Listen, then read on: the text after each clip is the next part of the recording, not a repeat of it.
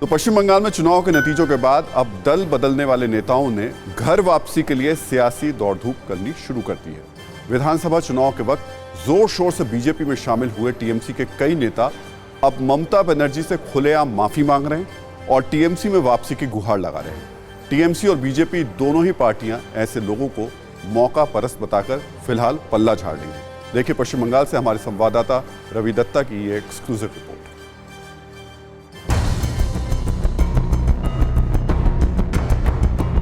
बड़े बेआबरू होकर तेरे कूचे से हम निकले, बहुत निकले मेरे अरमा, लेकिन फिर भी कम निकले। मशहूर शायर मिर्जा गालिब की ये शायरी पश्चिम बंगाल के सियासी हालात पर बिल्कुल सटीक बैठती नजर आती है। जहां पिछले दिनों चुनाव के दौरान थोक के भाव में टीएमसी नेताओं ने बीजेपी का दामन थामा था, मगर इन सियासी मौका परस्तों के सारे सपने धरे के धरे रह गए और इन्हें ना तो माया मिली ना राम। लिहाजा अब कई टीएमसी नेता घर वापसी की जुगाड़ में लगे हैं, यानी बीजेपी को छोड़कर एक बार फिर टीएमसी का दामन थामने की कोशिश कर रहे हैं। इनमें पूर्व विधायक सोनाली गुहा, दिवेंदु बिस्वास और बच्चू हंसदा शामिल हैं। सोनाली गुहा ने ट्वीट कर ममता बनर्जी से माफी मांगी। दिवेंदु बिस्वास ने ममता को चिट्ठी लिखकर गलती मानी, जबकि बच्चू हंसदा ने दोबारा टीएमसी से जुड़ने की इच्छा जताई है। हालांकि ममता बनर्जी के इन मौका परस्त ब्रिगेड की घर वापसी को लेकर टीएमसी में अलग अलग मत हैं। कोई पार्टी पर आखिरी फैसला लेने की बात कह रहा है, तो कोई उनकी वापसी को शक की नजर से देख रहा है। हाँ, मैं जो अभी अप्लाई कर रहे हैं हमारे पार्टी में, जो चले गए थे इलेक्शन से पहले,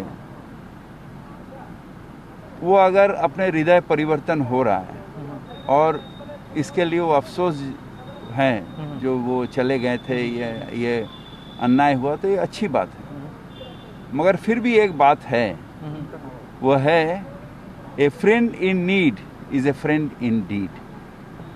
तो जब तक इसी मुद्दे पे जे अगर कोई लौटना चाहते हैं उसके साथ क्या किया जाएगा, party whether party will welcome them और नॉट, यस और नो, इसके बारे में कोई डिस्कशन अभी तक नहीं हुआ।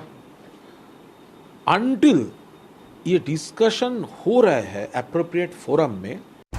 दरअसल बीजेपी ही नहीं बल्कि बंगाल में चुनावी माहौल को लेकर कई टीएमसी नेताओं को भी भरोसा था कि पश्चिम बंगाल में सियासी कमान बदलेगी और बीजेपी की सरकार बनेगी।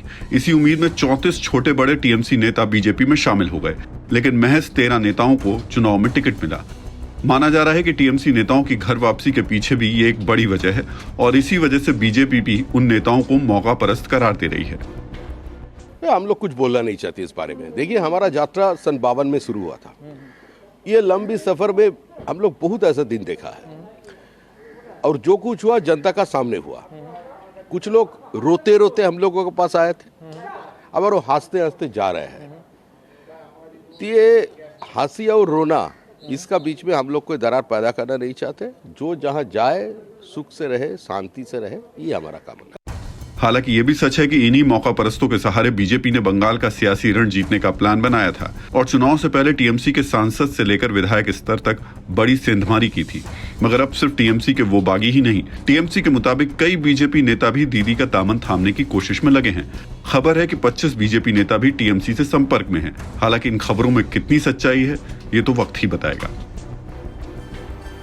परवाह देश की, सोमवार से शुक्रवार रात 10 बजे TV9 भारतवर्ष पर।